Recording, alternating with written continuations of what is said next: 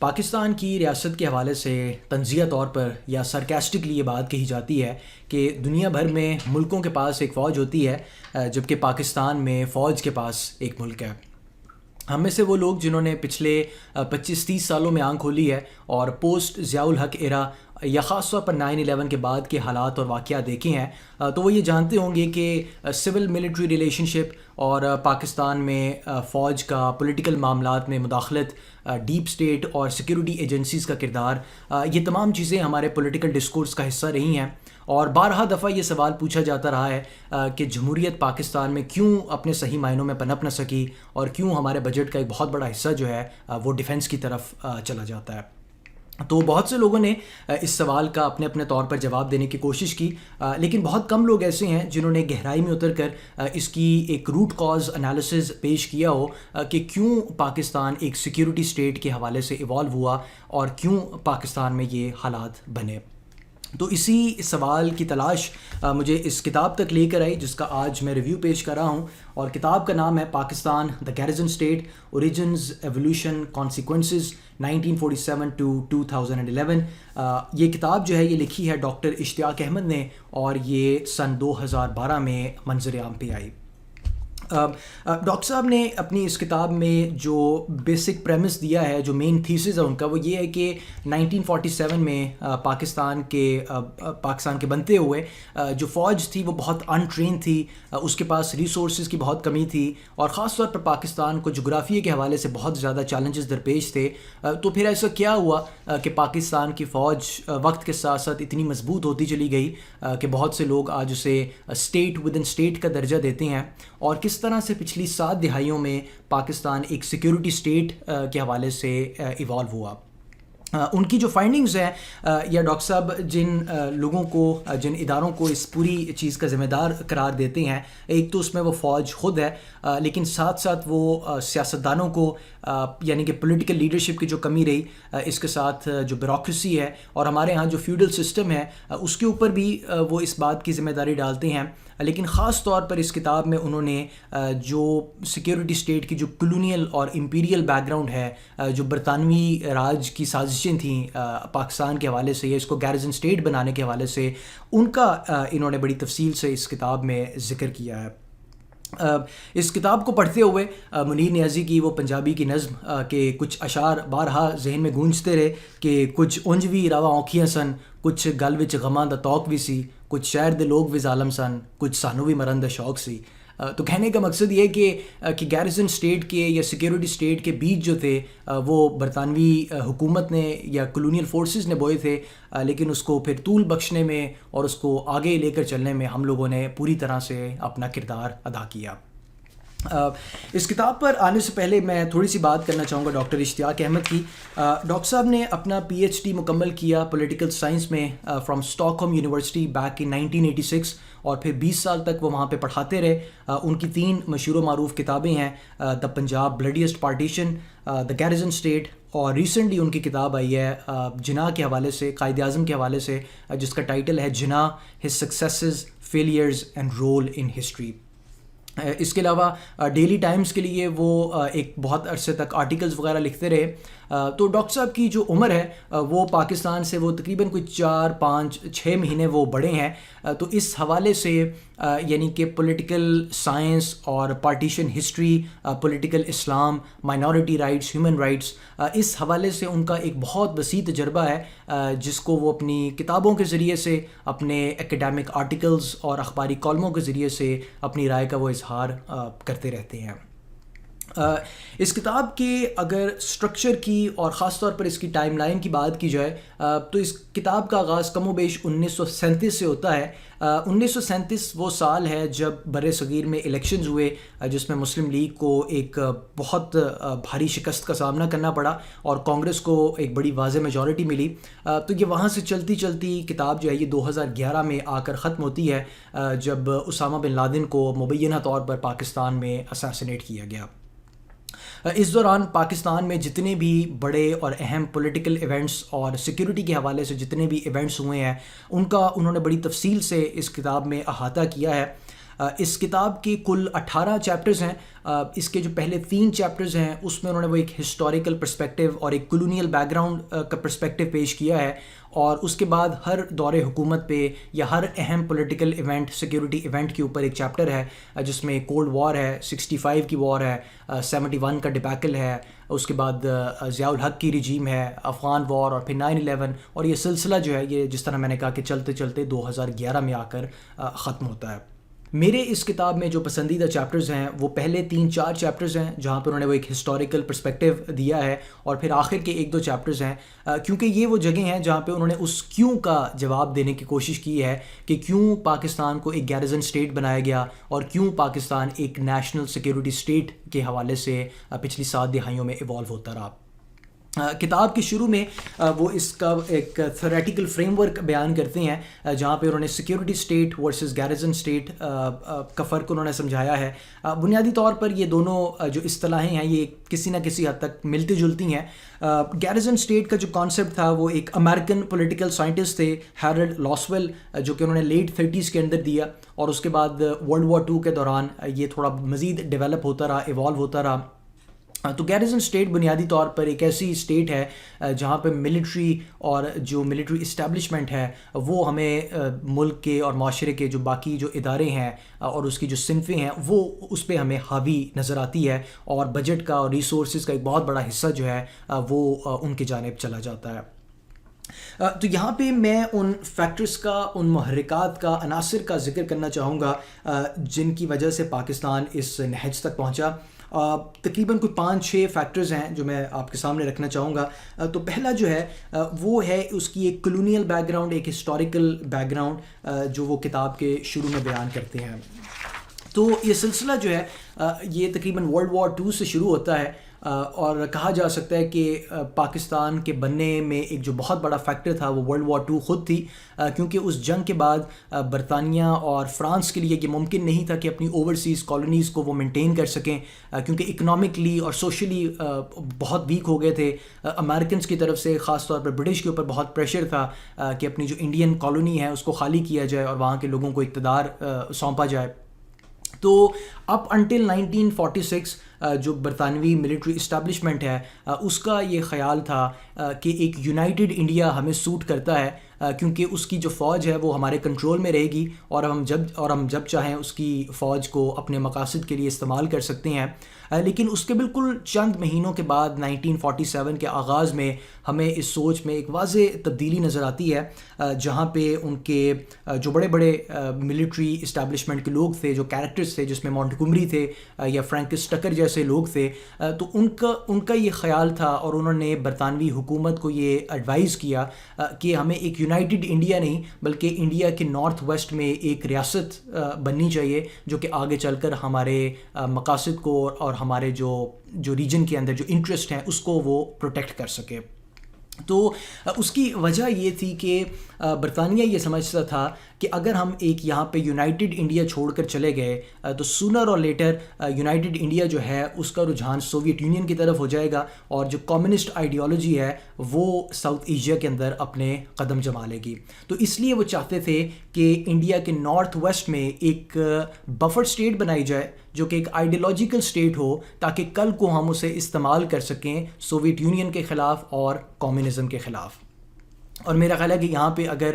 برطانیہ کی دور اندیشی کو سلام نہ کہا جائے, سلام نہ کیا جائے تو بڑی زیادتی ہوگی, کیونکہ پھر ہم نے دیکھا کہ 1970s میں اور پھر خاص طور پر 80s کے اندر پاکستان کو استعمال کر کے نہ صرف سوویت یونین کو شکست دی گئی بلکہ ان کے حصے بکھرے بھی کیے گئے. تو میں یہاں پہ ایک تھوڑا سا پڑھنا چاہوں گا سر فرینکس ٹکر کے حوالے سے, جو ایسٹرن کمانڈ تھے اس کے وہ کمانڈر ان چیف تھے. تو اس کے حوالے سے ڈاکٹر اشتیاق احمد لکھتے ہیں کہ he was convinced that Hinduism was a superstitious creed and that the caste system prevented the establishment of national solidarity among the Hindus. Therefore, unless a buffer was created, the oppressed Indian masses would find the communist ideologies, strong emphasis on equality and social emancipation, an allurement they would not be able to withstand. تو دیکھا جا سکتا ہے کہ کس طرح سے برطانیہ کی جو اسٹیبلشمنٹ تھی ان کی سوچ میں تبدیلی آئی, اور پاکستان اس سوچ کا ایک طرح سے شاخسانہ تھا. اس کے علاوہ ہم جانتے ہیں کہ برطانیہ کی اور رشیا کی جو گریٹ گیم تھی وہ پچھلے تقریباً 100 سالوں سے چل رہی تھی، اور فرینکس ٹکر نے بھی اپنی کتاب میں، اور اس کے علاوہ ایک اور کتاب ہے the shadow of the great game by Narendra Singh Sarila, جو کہ آخری وائس رائے ماؤنٹ بیٹن کے ADC تھے، انہوں نے بھی اپنی کتاب میں لکھا کہ اگر برطانیہ چاہتا ہے کہ دنیا بھر میں اپنے انٹرسٹ کو پروٹیکٹ کیا جائے تو اسے الجیریا سے لے کے انڈونیشیا تک مختلف جگہوں پہ گیرزن اسٹیٹس بنانی پڑیں گی تاکہ سوویٹ اور کمیونزم کا جو تھریٹ ہے اس کو کاؤنٹر کیا جائے، مڈل ایسٹ کے اندر جو آئل ریزروز ہیں ان کو پروٹیکٹ کیا جائے، اور خاص طور پر جو انٹرنیشنل ٹریڈنگ راؤٹس ہیں اس پر اپنا تسلط قائم رکھنے کے لیے اس طرح کا کام اور اس طرح کی پالیسی کو اپنانا بہت زیادہ ضروری تھا۔ اور اسی وجہ سے برطانیہ نہیں چاہتا تھا کہ سوویت یونین کا انفلوئنس جو ہے وہ ساؤتھ ایشیا کے اوپر ہو، تاکہ ان کو انڈین اوشن کے جو وارم واٹرز ہیں ان کو زیادہ سے زیادہ دور رکھا جا سکے۔ تو یہ ایک بیک گراؤنڈ ہے، یہ ایک بہت بڑی وجہ ہے کہ برطانوی ملٹری اسٹیبلشمنٹ اور برطانوی حکومت کی سوچ میں تبدیلی کیوں کرائی۔ تو جس طرح میں نے پہلے بتایا کہ جو اس کا جو آغاز تھا وہ برطانوی راج کی طرف سے کیا گیا، بیج وہاں پہ بوئے گئے، لیکن اس چیز کو آگے لے جانے میں ہم لوگوں نے اپنا بھرپور کردار ادا کیا۔ اس کا جو دوسرا فیکٹر ہے کہ کیوں پاکستان ایک سیکیورٹی اسٹیٹ بن گیا، کیوں پاکستان کے اندر جو ملٹری ہے، اسٹیبلشمنٹ ہے، وہ اتنی زیادہ مضبوط ہے، اس کی ایک وجہ تھی کشمیر کی جنگ، کشمیر کی پہلی جنگ جو کہ اکتوبر 1947 میں جس کا آغاز ہوا۔ اب یہ بات آج کی ویڈیو میں ڈسکس نہیں کی جا سکتی کہ کشمیر کا الحاق پاکستان کے ساتھ ہونا چاہیے تھا یا ہندوستان کے ساتھ، یا کس ملک نے اپنے فوج جو تھی وہ پہلے وہاں پہ داخل کی، لیکن ان باتوں سے قطع نظر کیونکہ پاکستان کو ایک ایگریسو جنگ لڑنی پڑی کشمیر کے اندر، تو ظاہر سی بات ہے کہ ایک ملک اگر وہ وار کے اندر، بیٹل کے اندر انگیج ہے تو وہاں پہ جو پولیٹیکل پالیسی، جو اکنامک پالیسی بن رہی ہے وہ اسی جنگ کو سامنے رکھتے ہوئے بن رہی ہے، اور جو جنگ کے سٹیک ہولڈرز ہیں، جو ملٹری ہے، اس کی باقی معاملات میں بھی ایک بہت حد تک ہمیں انوالومنٹ نظر آئے گی۔ تو پاکستان کے ساتھ بھی کچھ ایسا ہی معاملہ ہمیں شروع دن سے ہی ہوتا ہوا نظر آیا۔ تیسرا جو فیکٹر ہے جو بہت بڑا محرک ہے پاکستان کو سیکیورٹی اسٹیٹ بنانے میں، وہ ہے پاکستان میں جو پولیٹیکل لیڈرشپ کی کمی تھی۔ دیکھا جائے تو مسلم لیگ جو تھی اس نے پاکستان کی تحریک چلائی تقریباً 1940 سے لے کے 47 تک، یہ 7-8 سال کا عرصہ بنتا ہے، لیکن مسلم لیگ کبھی بھی ایک منظم سیاسی جماعت کے طور پر نہ ابھر سکی۔ وہ ایک تحریک کے نام تھی، تحریک چلا رہی تھی، اور ہم جانتے ہیں کہ تحریک جو ہے وہ جذبات کے اوپر چلتی ہے، تو وہ جب منزل مل گئی 47 میں، جب جذبات ٹھنڈے پڑ گئے تو اس کے بعد کیا کیا جائے وہ کسی کو سمجھ نہ آیا، اور قائد اعظم کی وفات ہو جاتی ہے، اور پھر 3-4 سالوں کے بعد لیاقت علی خان کی اسیسینیشن ہو جاتی ہے، اور اس کے بعد ہمیں مکمل طور پر ایک پولیٹیکل ویکیوم نظر آتا ہے۔ اگر مسلم لیگ کے مقابلے میں کانگریس کو دیکھا جائے تو کانگریس جو بنی تھی وہ تھی 1885 میں، گو کہ مسلم لیگ بھی 1906 میں بن گئی تھی، لیکن 1906 سے لے کر 1937 1939 تک وہ ایلیٹ مسلمانوں کا ایک کلب تھا جہاں پہ وہ آپ کے اپنے معاملات وغیرہ ڈسکس کرتے تھے، لیکن جو ایک پولیٹیکل پارٹی ہوتی ہے وہ اس نے ایک 1940 کے اندر اس نے رنگ اختیار کیا، لیکن کبھی بھی قائد اعظم کو یا مسلم لیگ کی جو لیڈرشپ تھی اس کو موقع نہیں ملا کہ اس کو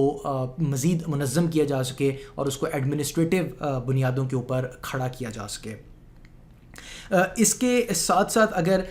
یہ بات کی جائے کہ اگر پاکستان کو بادل ناخواستہ ایک گیرزن اسٹیٹ بننا ہی پڑا، ایک سیکیورٹی اسٹیٹ بننا ہی پڑا، تو اگر ہمارے ہاں ایک پولیٹیکل لیڈرشپ ہوتی، ایک تگڑی پولیٹیکل کلاس ہوتی، تو ہم اس چیز کو بہت بہتر انداز سے کیش آؤٹ کروا سکتے تھے، اس کو اپنے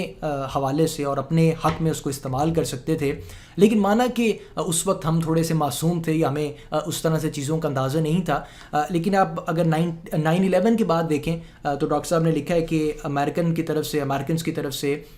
7 شرائط رکھی گئیں، لیکن پاکستان نے 7 کی بجائے وہ 7.5 شرائط مان لی، لیکن اس کے بدلے میں نہ تو ہم اپنا قرض معاف کروا سکے، نہ پاکستان کو بہت لمبی چوڑی پیسے اور گرانٹس وغیرہ ملے، اور پاکستان کا جو حال ہے پچھلے 20 سالوں سے ہمارے سامنے ہے، تو اس سچویشن کو بھی ہم 47 میں بھی کیش آؤٹ نہ کروا سکے اور 9/11 کے بعد بھی کیش آؤٹ نہ کروا سکے، and the main responsibility, the main factor is the lack of the political leadership / military leadership.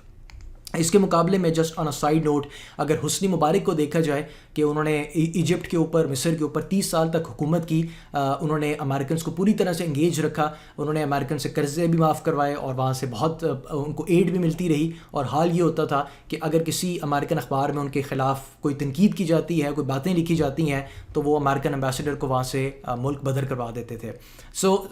The bottom line is کہ اگر پولیٹیکل لیڈرشپ وہاں پہ موجود ہوتی تو حالات کو ایک بہتر طور پہ سنبھالا دیا جا سکتا تھا. اگر یہاں پہ اگلے محرک کو دیکھا جائے، فیکٹر کو دیکھا جائے، تو وہ یہ کہ گیرزن اسٹیٹ جب بھی ہوتی ہے تو وہاں پہ کچھ ریئل اور تھریٹس ہوتے ہیں اور کچھ پرسیوڈ تھریٹس ہوتے ہیں. کچھ تو آپ کو نظر آ رہے ہوتے ہیں، لیکن کچھ بہت سے جو ہیں وہ آپ کے اپنی دماغ کی اختراعیں ایک طرح سے ہو سکتی ہیں. تو پاکستان کے ساتھ بھی کچھ ایسی صورتحال رہی، کیونکہ اگر پاکستان اور انڈیا کا بارڈر دیکھا جائے، جو انٹرنیشنل باؤنڈری ہے، وہ جان بوجھ کر ایسے کھینچی گئی کہ پاکستان کے جتنے بڑے شہر ہیں، جس میں اس وقت تھا لاہور، راولپنڈی، جہلم اور سیالکوٹ، ان کو انڈیا کے بارڈر کے بالکل قریب ترین رکھا گیا، اور انڈیا کے جتنے بڑے شہر ہیں ان کو پاکستان کے بارڈر سے بہت دور رکھا گیا. تو پاکستان میں ہمیشہ سے یہ خطرہ منڈلاتا رہا کہ انڈیا کی طرف سے اگر جنگ کا آغاز ہوتا ہے، ایسکلیشن ہوتی ہے، تو ہمیں ایک بہت بھاری نقصان اٹھانا پڑے گا. اور اگر آپ دیکھیں کہ 2004 میں جب انڈیا نے اپنی ملٹری کو ریویمپ کرنا شروع کیا ہے، ان کی جو کولڈ اسٹارٹ ڈاکٹرن ہے وہ بھی اسی چیز کے اوپر بیس کرتی ہے کہ پاکستان کے شہر جو ہیں وہ بارڈر سے بہت زیادہ قریب ہیں. اس کے ساتھ ساتھ ایک اور جو بڑی تفصیل کے ساتھ اس پہ انہوں نے بحث کی ہے کہ جب پاکستان بنا، بلکہ بننے سے پہلے ہی قائد اعظم نے امریکنس کو یہ کہنا شروع کر دیا تھا کہ ہم سوویت یونین کے خلاف آپ کے ایلائی بن سکتے ہیں. اور پھر ہم نے دیکھا کہ لیاقت علی خان 1951 میں ان کا دورہ ہوتا ہے امریکہ کا، اور وہاں پہ بھی انہوں نے پوری طرح سے لابنگ کی کہ کس طرح سے پاکستان امریکن کیمپ کا حصہ بنے اور کسی طرح سے جو کولڈ وار چل رہی تھی اس میں اپنے آپ کو فٹ ان کر سکے. اس کی بے شمار وجوہات ہو سکتی ہیں، لیکن جب 51 میں ان کا دورہ ہوتا ہے تو اس کے بعد سے ہی پاکستان کو یو ایس کی طرف سے ایک اکنامک اور سوشل اور خاص طور پر ملٹری ایڈ ملنی شروع ہوتی ہے. سو دا پوائنٹ بینگ از کہ پاکستان نے خود بھی ان چیزوں میں گھسنے کی کوشش کی اور ان چیزوں کے ساتھ اپنے آپ کو ایلائی کیا. اب اگلا جو فیکٹر ہے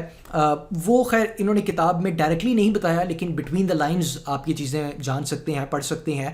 وہ ہے ایک ریئیکشنری فارن پالیسی. یعنی کہ اگر آپ فارن پالیسی کی پاکستان کی دیکھیں تو وہ ہمیشہ سے ایک ریئیکشنری رہی ہے، ہمیشہ سے ایک پیسو فارن پالیسی پاکستان نے اپنائی ہے. وہ کبھی بھی ایگریسو اور پریمپٹیو فارن پالیسی ہم نہیں اپنا سکے.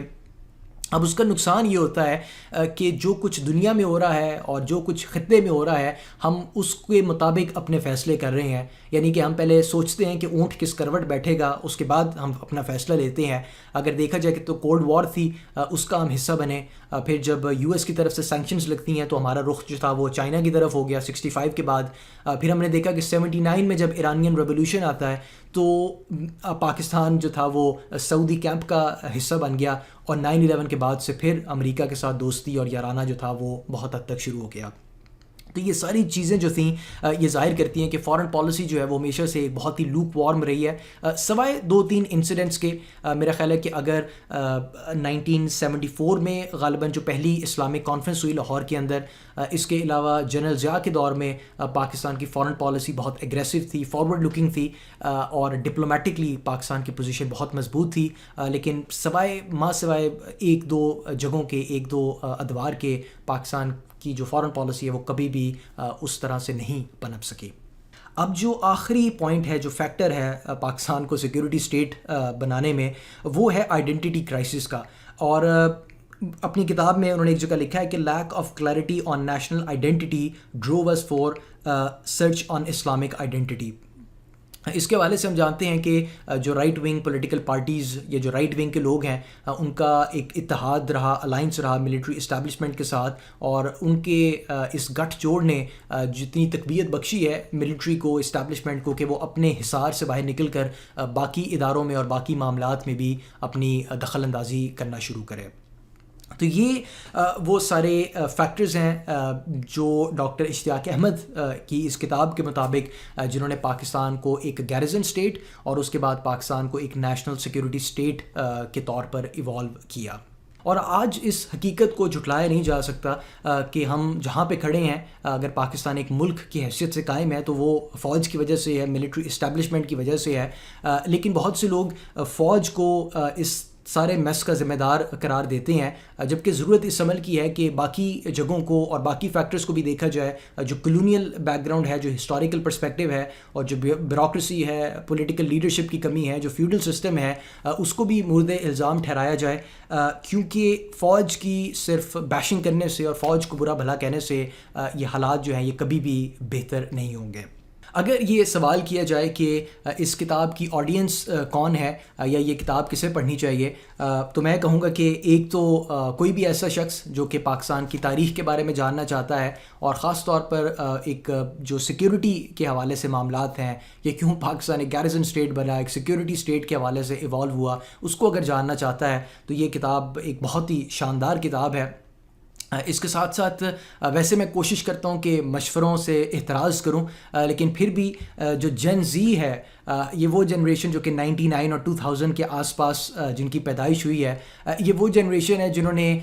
ڈیجیٹل پلیٹ فارمز اور سوشل میڈیا اور موبائل فونوں کے درمیان ان کی پیدائش ہوئی، اور انہی کے ذریعے سے ان کو یہ ساری انفارمیشن پہنچتی ہے۔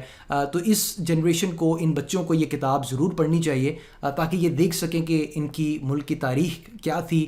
تاکہ یہ اپنے آج اور اپنے کل کے حوالے سے کسی طور پہ بہتر فیصلے کر سکیں۔ اور آخر میں بس یہ کہ امید ہے کہ آپ کو یہ کتاب ضرور پسند آئے گی۔